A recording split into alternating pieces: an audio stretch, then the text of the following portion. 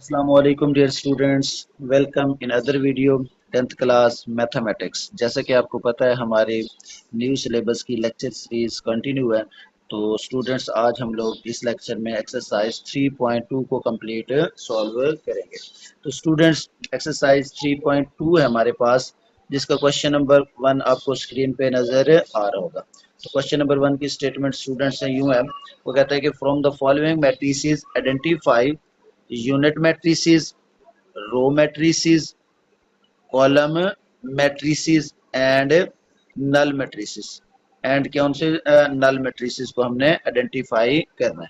तो स्टूडेंट देखें, इस क्वेश्चन को सॉल्व करने से पहले हम इसका कुछ इंट्रोडक्शन देख लेते हैं, यानी कि टाइप्स ऑफ मैट्रिसेस देख लेते हैं, तब ये एक्सरसाइज अच्छे से हमें समझ आएगी। स्टूडेंट्स बुक की पेज नंबर 50 पे आप नजर आ रहा होगा टाइप्स ऑफ मैट्रिसेस। तो टाइप्स ऑफ मैट्रिसेस को हम लोग डिस्कस करते हैं, जिसमें देखें स्टूडेंट्स पहली टाइप आपको स्क्रीन पे नजर आ रही होगी, जो कि क्या है जी, रो मैट्रिक्स। यानी कि रो मैट्रिक्स क्या होता है? A matrix having only one row, यानी कि ऐसा मैट्रिक्स जिसके अंदर जस्ट क्या होने चाहिए, वन रो होनी चाहिए, उसे हम क्या कहते हैं जी, रो मैट्रिक्स कहते हैं। फॉर एग्जांपल स्टूडेंट देखें, ये हॉरिजॉन्टल एंट्रीज है, तो जस्ट हॉरिजॉन्टल एंट्री से क्या बनता है, एक रो बनती है, और इसको हम क्या कहते हैं जी, रो मैट्रिक्स। ये रो मैट्रिक्स है, और इसकी बी एग्जांपल में देखें, ये भी क्या है स्टूडेंट्स, रो मैट्रिक्स।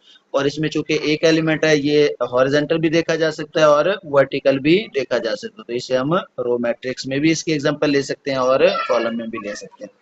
तो ये था जी रो मैट्रिक्स। उसके बाद स्टूडेंट्स नेक्स्ट टाइप है उसकी कॉलम मैट्रिक्स।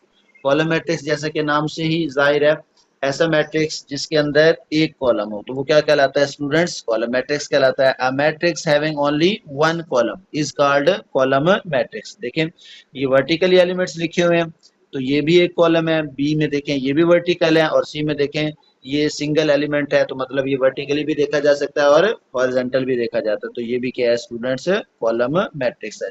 तो मेन इसमें कीवर्ड क्या है स्टूडेंट्स, कि जो आपका कॉलम मैट्रिक्स होगा उसमें जस्ट आपने देखना है कि क्या होना चाहिए, एक कॉलम होना चाहिए, रो पे कंडीशन नहीं है। अच्छा जी, उसके बाद नेक्स्ट टाइप है स्टूडेंट्स, नेक्स्ट टाइप में क्या है जी, जीरो मैट्रिक्स और नल मैट्रिक्स। यानी कि जीरो मैट्रिक्स क्या मतलब हुआ, कि ऐसा मैट्रिक्स जिसकी तमाम एंट्रीज जीरो होंगी। तो वो कहता है कि if all the entries in a matrix are zero, it is called zero matrix और नल मैट्रिक्स। यानी कि तमाम एंट्रीज, किसी मैट्रिक्स की तमाम एंट्रीज क्या होंगी, अगर तो वो जीरो है, तो उस मैट्रिक्स को हम क्या कहेंगे, जीरो मैट्रिक्स कहते हैं या फिर नल मैट्रिक्स कहते हैं। और इसको किससे डिनोट करते हैं, ओ से डिनोट करते हैं। ठीक है जी। तो स्टूडेंट नेक्स्ट हमारे पास है फोर्थ टाइप है, जो कि है जी स्क्वायर मैट्रिक्स की। अब स्क्वायर मैट्रिक्स स्टूडेंट्स क्या होता है, एक ऐसा matrix in which number of rows is equal to the number of column. यानी कि एक ऐसा मैट्रिक्स जिसमें रोज और कॉलम की तादाद सेम होगी, उसको क्या कहेंगे, स्क्वायर मैट्रिक्स कहेंगे।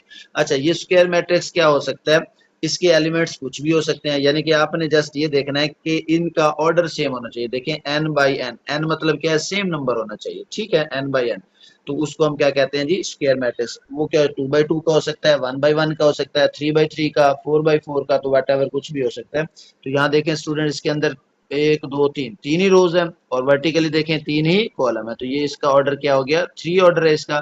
तो इसको हम क्या कहते हैं जी, स्क्वायर मैट्रिक्स कहते हैं। रेक्टेंगुलर मैट्रिक्स क्या होता है, if the number of rows and column in a matrix are not equal. क्या मतलब हुआ, कि किसी मैट्रिक्स के अंदर रोज और कॉलम की तादाद सेम ना हो, तो ऐसे मैट्रिक्स को क्या कहते हैं जी, रेक्टेंगुलर मैट्रिक्स कहते हैं।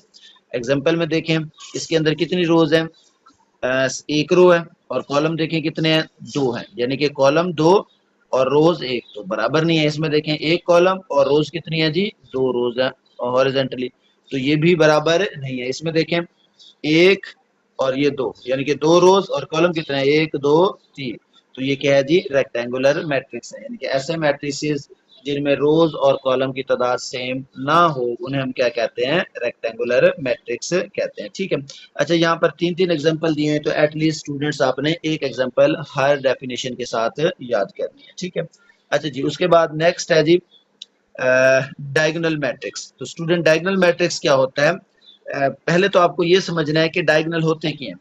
ये एक मैट्रिक्स है, तो ये क्या कहलाते हैं, इसके ये एलिमेंट जो होते हैं पहले से लेकर लास्ट तक, यानी कि इसको अगर आप यूं देखें तो ये कहलाते हैं इसके डायगोनल। यानी कि डायगोनल दो तरह के होते हैं, एक होता है जी मेन डायगोनल और एक को हम जस्ट डायगोनल कहते हैं। तो ये पहले नंबर से जो तिरछा ये स्टार्ट होता है ये मेन डायगोनल है, और अगर आप इस तरीके से देखें यानी कि 0 3 और ये 0, तो ये भी डायगोनल, लेकिन ये मेन डायगोनल नहीं कहलाते। तो डायगोनल मैट्रिक्स क्या होता है, एक ऐसा मैट्रिक्स जिसके ये मेन डायगोनल पर कम से कम एक नंबर 0 ना हो, बाकी तमाम क्या हो, 0 हो, तो उसे हम क्या कहते हैं जी, डायगोनल मैट्रिक्स कहते हैं। अब देखें, अ square matrix, a square matrix is called diagonal matrix if at least any one of the element of its main diagonal is non-zero। यानी कि इस मेन डायगोनल पे तीन एलिमेंट्स हैं, तो इसमें अगर कम से कम एक एलिमेंट भी नंबर होता, मतलब वो 0 ना हो, तो भी वो क्या कहलाता है, डायगोनल कहलाता है। तो यहाँ पर तो तीनों है, यानी कि 2 3 4 है, तो ये डायगोनल है। अच्छा देखें यहाँ पर क्या है, ये भी डायगोनल है। अगर मैं इसको क्या कर देता हूँ, इसको 0 भी कर दूं, तो भी देखें एक एलिमेंट नॉन 0 है, तो अब भी ये क्या कहलाएगा, डायगोनल मैट्रिक्स कहलाएगा। तो इसका मतलब ये होता है कि इस डायगोनल वाली जगह पे कम से कम एक एलिमेंट नॉन 0 होना जरूरी है। ठीक है, तो उसे हम क्या कहते हैं, डायगोनल। बाकी तमाम क्या होने चाहिए, 0 होने चाहिए। ठीक है जी, तो नेक्स्ट मैट्रिक्स है स्टूडेंट्स, स्केलर मैट्रिक्स है। वो भी क्या होता है, ये भी डायगोनल की एक खास किस्म है, लेकिन इसमें ये है कि ये जो डायगोनल एलिमेंट है वो सारे के सारे नॉन 0 हो, सारे के सारे नॉन 0 हो, और वो क्या होने चाहिए, सेम भी होने चाहिए। यानी कि a diagonal matrix is called scalar matrix if all the entry in a main diagonal are same and non-zero, same and non-zero। यानी कि ये जो मेन डायगोनल है ना, यहाँ पर सेम नंबर हो और नॉन जीरो। अच्छा एक और बात, और ये जो सेम नंबर है वो 1 से बड़ा होना चाहिए, 1 नहीं होना चाहिए। यानी कि ये जो सेम नंबर है वो क्या होना चाहिए, 1 से बड़ा होना चाहिए, नॉट इक्वल टू 1। यहाँ पर 1 नहीं होना चाहिए, main diagonal not equal to 1। यानी कि यहाँ पर क्या कह सकते हैं हम लोग, ये जो मेन डायगोनल की वैल्यूज हैं, मेन डायगोनल, मेन ये डायगोनल जो है वो नॉट इक्वल टू क्या हो, 1 हो। बाकी इसके अलावा कोई भी वैल्यू हो सकती है, तो उसे क्या कहेंगे जी, स्केलर वेक्टर। अब इसका 1 क्यों नहीं होना चाहिए स्टूडेंट्स, वो भी देख लें। 1 इसलिए नहीं होना चाहिए कि अगर यहाँ पर मेन डायगोनल्स की वैल्यू 1 1 हो जाएंगी, तो ऐसे मैट्रिक्स को हम क्या कहते हैं, आइडेंटिटी मैट्रिक्स कहते हैं या फिर यूनिट मैट्रिक्स। तो एक scalar matrix is called an identity और unit matrix if all its main diagonal entries are 1 होगी। अच्छा वो स्केलर भी होगा ही होगा, अगर यहाँ पर 1 पुट कर दें तो भी वो स्केलर तो कहलाएगा ही कहलाएगा, लेकिन उसकी एक और कंडीशन बन जाएगी कि वो क्या हो जाएगा, फिर आइडेंटिटी मैट्रिक्स हो जाएगा। यानी कि ये वाला मैट्रिक्स स्केलर है ही है, क्योंकि सारे एलिमेंट सेम है तो स्केलर है, लेकिन एक और कंडीशन है, वो क्या है कि ये जस्ट 1 1 है, दैट्स वाई ये क्या होगा, आइडेंटिटी मैट्रिक्स, आइडेंटिटी मैट्रिक्स आ गया। अच्छा जी, उसके बाद स्टूडेंट्स यहाँ पर ये एक बॉक्स दिया हुआ है रिमेंबर वाला, इसको आप देखें। वो कहता है कि जो बात अभी बताई है, a scalar matrix and identity matrix are also diagonal matrix but all diagonal matrix are not a scalar. यानी कि जो भी स्केलर या आइडेंटिटी होंगे वो तो डायगोनल होंगे ही होंगे, लेकिन तमाम जो डायगोनल होते हैं वो स्केलर नहीं होते। ठीक है, तो ये भी आपने याद रखना है। उसके बाद नेक्स्ट है जी स्टूडेंट्स, नेक्स्ट टाइप है हमारे पास transpose of a matrix, transpose of a matrix. तो इसका क्या मतलब हुआ कि a matrix obtain from a given matrix by interchanging the rows and column is called the transpose of a given matrix। तो इसमें स्टूडेंट देखें ये मेन वर्ड है इंटरचेंजिंग, यानी कि रो से कॉलम बना दो या फिर कॉलम से रो बना दो इंटरचेंज करने से, तो वो जो मैट्रिक्स हमें मिलेगा वो क्या कहलाएगा, ट्रांसपोज कहलाएगा। जैसे कि स्टूडेंट्स देखें, ये मेरे पास एक मैट्रिक्स ए है, इसमें देखें ये पहली क्या है, ये रो है। इस रो को यानी कि ये जो R1 है, ये जो रो 1 है 1 2 3 4, इसे उठा के कॉलम 1 बना दिया। देखें ये कॉलम 1 बन गया 1 2 3 4, यानी कि फर्स्ट रो को हमने उठाया और इसका क्या बना दिया, पहला कॉलम। इसी तरह से सेकंड रो को उठाया 805 और इसका क्या बना दिया, कॉलम नंबर 2 बना दिया 805। तो क्या हो गया, रो को हमने चेंज कर दिया किसमें, कॉलम में चेंज कर दिया। तो ये जो न्यू मैट्रिक्स मिला वो क्या मिला, ट्रांसपोज, और इसको हम शो करते हैं ए के ऊपर टी। ठीक है, तो अगर हम ये करें, हमने तो रो को उठा के कॉलम बनाया, अगर हम इसके क्या कहते हैं, ये कॉलम उठा के रोज बनाए तो भी वही होगा। देखें, इसको यूं भी लिख सकते हैं और ये आ जाएगा हमारे पास ए ट्रांसपोज। देखें इसका क्या है, पहला कॉलम क्या है 1 8, रो में लिखेंगे, ये लिखेंगे 1 और 8। अच्छा जी, उसके बाद 2 0, तो ये क्या आ जाएगा 2 0, फिर क्या है 4 5, तो यहाँ क्या आ जाएगा 4 और 5। तो ये क्या बना जी, हमारे पास न्यू मैट्रिक्स बन गया। अच्छा, इस मैट्रिक्स को देखें, ये भी तो बिल्कुल उस जैसे ही बना है। मैंने क्या किया था, यहाँ से कॉलम उठा के रोज बनाई थी, तो ये भी तो इस जैसा बन गया है ना। तो इसका मतलब है आप रो को इंटरचेंज करें कॉलम में या कॉलम को चेंज करें रोज में, तो भी क्या आता है आपके पास, ट्रांसपोज मैट्रिक्स बन जाता है। ठीक है, तो अब हम मूव करते हैं नेक्स्ट डेफिनेशन की तरफ। जी, तो स्टूडेंट नेक्स्ट डेफिनेशन है हमारे पास सिमेट्रिक मैट्रिक्स। सिमेट्रिक मैट्रिक्स, ये भी टाइप्स है। सिमेट्रिक मैट्रिक्स क्या होता है, a square matrix A is called symmetric if it's equal to its transpose. क्या मतलब हुआ कि ऐसा मैट्रिक्स जिसका ट्रांसपोज लें और उसके अंदर कोई चेंजेस ना आए, तो उसे हम क्या कहते हैं जी, सिमेट्रिक मैट्रिक्स। देखें ये एक मैट्रिक्स है, तो ये स्पेशल टाइप ऑफ मैट्रिक्स होते हैं। 2 3 3 4 है, तो देखें इसका ट्रांसपोज भी लिया तो दोबारा से उसमें वही बन गया 2 3 3 4, ट्रांसपोज तो अब हमने ले लिया। तो ऐसा मैट्रिक्स क्या कहलाता है जी, सिमेट्रिक मैट्रिक्स कहलाता है। उसके बाद नेक्स्ट क्या है जी, स्क्यू सिमेट्रिक मैट्रिक्स क्या होता है। तो a square matrix A is called skew symmetric if A transpose is equal to negative over. तो क्या मतलब हुआ कि अगर हम, हमारे पास एक मैट्रिक्स है, हम उसका ट्रांसपोज ले रहे हैं, दोबारा से वो उसी के इक्वल है, लेकिन उसके साथ क्या आ जाता है, नेगेटिव आ जाता है, तो वो क्या कहलाता है, नेगेटिव ऑफ अ मैट्रिक्स। तो उसमें एग्जांपल देखें, ये दिया हुआ है 0 -5 5 और 0, तो इसका ट्रांसपोज लें, क्या बना 0 5 -5 और 0। अगर मैं इसको क्या कहता हूँ, नेगेटिव से मल्टीप्लाई कर देता हूँ, नेगेटिव से, तो यहाँ क्या आ जाएगा, माइनस आ जाएगा। नेगेटिव से मल्टीप्लाई किया तो यहाँ माइनस आ गया और यहाँ क्या आ गया जी, प्लस आ गया। तो इसका मतलब अब क्या बन गया, नेगेटिव अब बी, क्योंकि मैंने नेगेटिव से इसे क्या किया था, मल्टीप्लाई किया था। तो इसका मतलब है कि B is a skew symmetric. क्यों, क्योंकि बी का ट्रांसपोज किसके इक्वल हो गया, यानी कि बी का ट्रांसपोज किसके इक्वल हो गया, B transpose is equal to negative of B हो गया। ठीक है, अच्छा जी, उसके बाद नेक्स्ट टाइप है स्टूडेंट, वो है जी लास्ट वाली। वो कहता है कि negative of matrix, the negative of matrix A is obtain by multiplying each of its elements bye -1, यानी कि हर एलिमेंट को किससे मल्टीप्लाई कर दो, -1 से।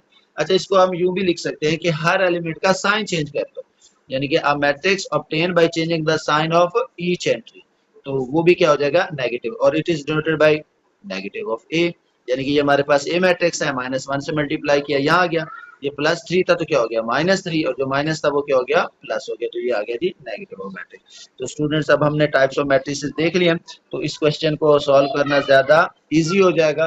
तो यहाँ पर देखें जरा, जो हमारा फर्स्ट क्वेश्चन था, जिसमें हमने आइडेंटिफाई करना था डिफरेंट टाइप्स ऑफ मैट्रिसेस को, क्योंकि इसमें पहला यूनिट था, दूसरा रो मैट्रिक्स, कॉलम मैट्रिसेस था, और लास्ट में क्या था जी, नल मैट्रिसेस। ठीक है, तो इनको नाम देना है। तो स्टूडेंट देखें, ये जो फर्स्ट ए मैट्रिक्स है, इधर ही सॉल्व कर लेते हैं। इसमें देखें, चूंकि एक ही रो नजर आ रही है, तो ऐसा मैट्रिक्स हमने पढ़ा जिसमें एक रो हो, तो वो क्या कहलाता है, रो मैट्रिक्स।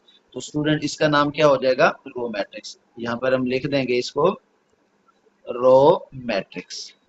ये क्या है जी स्टूडेंट्स, रो मैट्रिक्स है। अच्छा, बी में देखें स्टूडेंट्स, इसमें 0 है एलिमेंट, तो ये क्या कहलाएगा, वैसे तो ये रो भी है कॉलम भी है, लेकिन हमने ये पढ़ा कि ऐसा मैट्रिक्स जिसकी तमाम एंट्रीज 0 हो, तो उसे हम क्या कहते हैं जी, नल मैट्रिक्स कहते हैं। तो ये ज्यादातर करीब किसके होगा स्टूडेंट, नल मैट्रिक्स के करीब होगा। तो आप इसे कहेंगे कि ये बी क्या है जी, नल मैट्रिक्स है। बी क्या आ जाएगा, नल मैट्रिक्स आ जाएगा। ठीक हो गया, नल मैट्रिक्स। सी में देखें स्टूडेंट्स, यहाँ पर देखें 1 1 एलिमेंट है, ऐसा स्केलर मैट्रिक्स जिसके डायगोनल एंट्रीज 1 1 हो तो उसे हम क्या कहते हैं जी, यूनिट मैट्रिक्स। तो यहाँ पर उसने पूछा हुआ है हमसे यूनिट, तो इसका नाम क्या बनेगा स्टूडेंट्स, यूनिट, ये आ जाएगा यूनिट मैट्रिक्स, यूनिट मैट्रिक्स जी। तो उसके बाद डी मैट्रिक्स है, देखें इसकी भी तमाम एंट्रीज 0 है, तो ये भी क्या कहलाएगा, नल मैट्रिक्स। इसको क्या कहेंगे, नल मैट्रिक्स या फिर जीरो मैट्रिक्स। ठीक है, नल मैट्रिक्स, क्योंकि यहाँ पर उसने वर्ड नल का यूज किया तो हम भी इसे नल मैट्रिक्स लिखेंगे। अच्छा जी, नेक्स्ट क्या है ई, तो एक ही कॉलम नजर आ रहा है वर्टिकली, तो ये क्या कहलाएगा स्टूडेंट्स, कॉलम मैट्रिक्स। ये आ जाएगा कॉलम मैट्रिक्स। ठीक है, कॉलम मैट्रिक्स। अच्छा जी, लास्ट वन देखें जरा, एफ, इसमें भी एक कॉलम नजर आ रहा है, तो वर्टिकली है, तो ये भी क्या कहलाएगा, कॉलम मैट्रिक्स कहलाएगा, that is also column matrix. बहुत ही सिंपल क्वेश्चन है ये, एमसीक्यूज के लिहाज से ज्यादा इंपॉर्टेंट। तो ये था जी क्वेश्चन नंबर 1। अब क्वेश्चन नंबर 2 की स्टेटमेंट देखें स्टूडेंट्स, यहाँ भी हमने आइडेंटिफाई करना है डिफरेंट टाइप्स ऑफ मैट्रिसेस को। वो कहता है कि identify types of given matrices. Number 1 क्या है, एज अ रो, यानी कि पहले हमने देखना है रो मैट्रिक्स, उसके बाद कॉलम, फिर क्या देखना है, स्क्वायर एंड रेक्टेंगल, यानी कि there are 4 types of matrix इसमें देखनी है हमने, row matrix, column, square and rectangle. तो स्टूडेंट्स फर्स्ट ए को देखें, तो यहाँ क्या है 5 3 4, यानी कि वर्टिकल एलिमेंट्स ही नजर आ रहे हैं, सिर्फ एक ही कॉलम बन रहा है, तो ये क्या कहलाएगा, कॉलम मैट्रिक्स कहलाएगा। तो इसका नाम क्या है स्टूडेंट्स, कॉलम, ये आ जाएगा कॉलम मैट्रिक्स, कॉलम है। बी को देखें, रोज और कॉलम सेम है, यानी कि 2 ही रोज हैं 2 ही कॉलम है, तो स्टूडेंट ये क्या बन जाएगा, बी स्क्वायर मैट्रिक्स। क्या बनेगा, square matrix, square matrix. B का नाम क्या होगा स्टूडेंट, स्क्वायर मैट्रिक्स होगा। क्यों, क्योंकि उसके अंदर रोज और कॉलम सेम है। अच्छा सी देखें, इसमें क्या है 3 5 8 0 4 2, यानी कि इसके अंदर 2 रोज बन रही है और 3 कॉलम, तो रोज और कॉलम सेम नहीं है, तो ऐसा मैट्रिक्स क्या कहलाता है, रेक्टेंगुलर मैट्रिक्स। तो क्या बनेगा स्टूडेंट्स, ये रेक्टेंगुलर, ये आ जाएगा rectangular matrix, that is the rectangular matrix. अच्छा डी देखें स्टूडेंट्स, रोज और कॉलम सेम है, तो अगेन ये क्या आ गया जी हमारे पास, स्क्वायर मैट्रिक्स। क्या बन गया स्टूडेंट्स, स्क्वायर मैट्रिक्स बन गया। अच्छा जी नेक्स्ट ई देखें, इसमें देखें रोज इसकी कितनी है, 1 2 और 3, कॉलम कितने हैं, 1 2, 2 कॉलम और रोज 3 है, तो ये सेम नहीं है, तो ये भी क्या कहलाएगा, रेक्टेंगुलर मैट्रिक्स। ई क्या है जी स्टूडेंट्स, रेक्टेंगुलर मैट्रिक्स, रेक्टेंगुलर,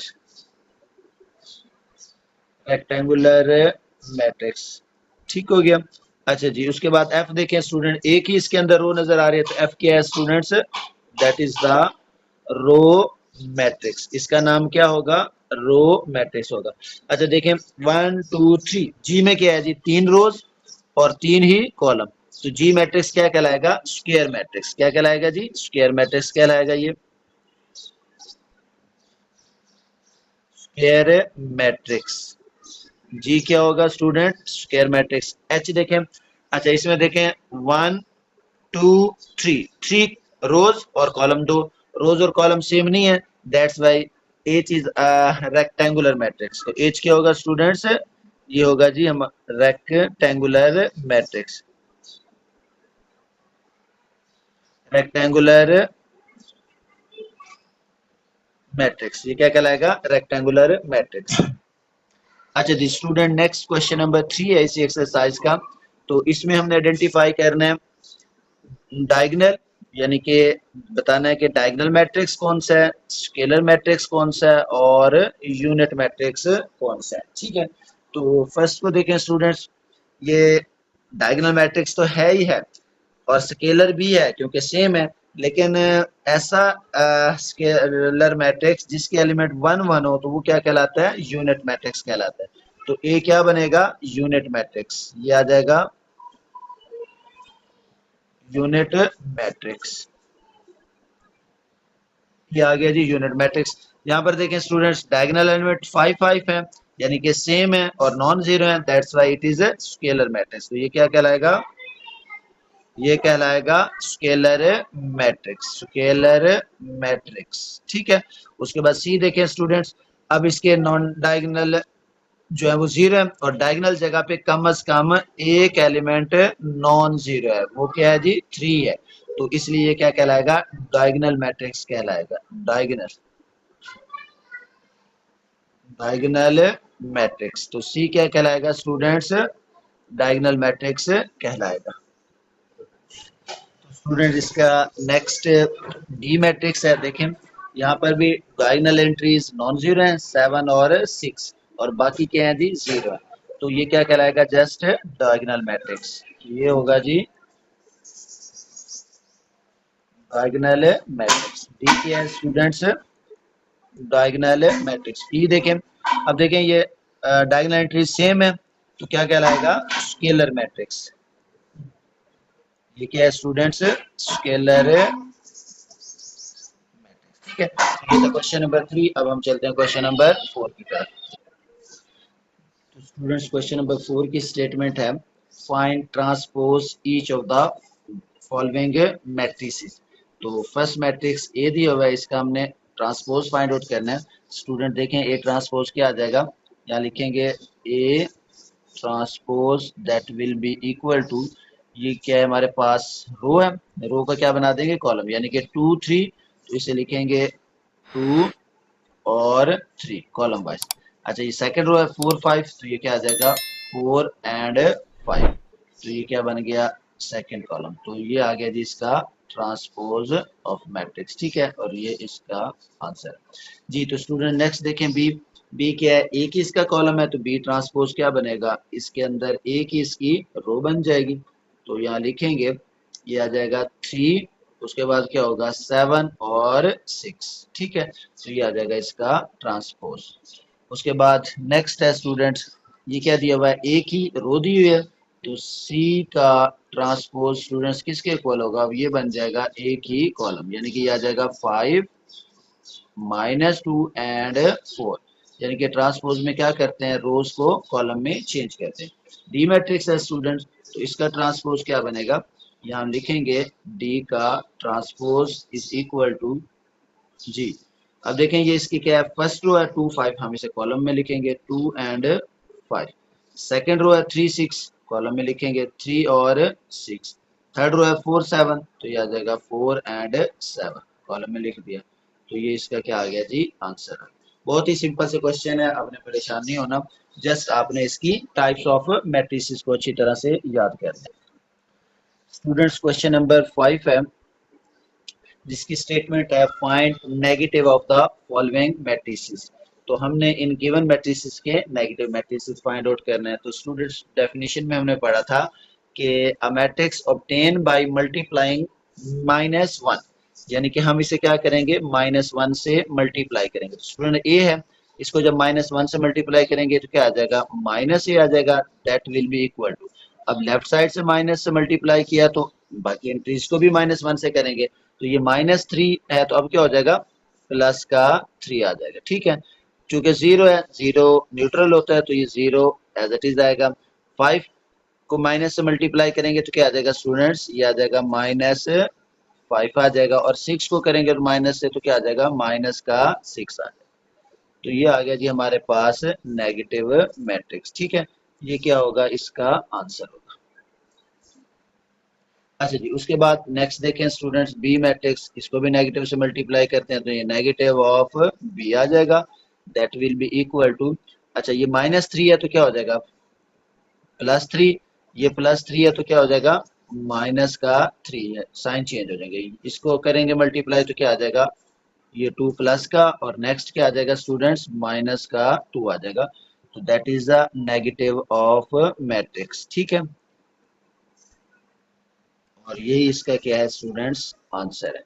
अच्छा जी, उसके बाद लास्ट वाला देखें सी ऑप्शन, तो ये क्या आ जाएगा, ये आ जाएगा negative of C, that will be equal to, ये क्या हो जाएगा, +9 हो जाएगा, ये हो जाएगा -1, जस्ट हमने साइन चेंज करने हैं, माइनस है तो प्लस, प्लस है तो माइनस, अब ये क्या हो जाएगा -1 हो जाएगा और ये क्या हो जाएगा जी, +7 हो गया। और ये क्या है जी, इसका आंसर। स्टूडेंट क्वेश्चन नंबर 6 है, जिसकी स्टेटमेंट ये है कि if A is equal to 2 3 4 5 और बी क्या है 7 6 5 8, देन वेरीफाई। हमने वेरीफाई करना है कि ए के ट्रांसपोज का transpose is equal to A होता है और बी के ट्रांसपोज का transpose is equal to B होता है, मीन्स के 2 दफा ट्रांसपोज है।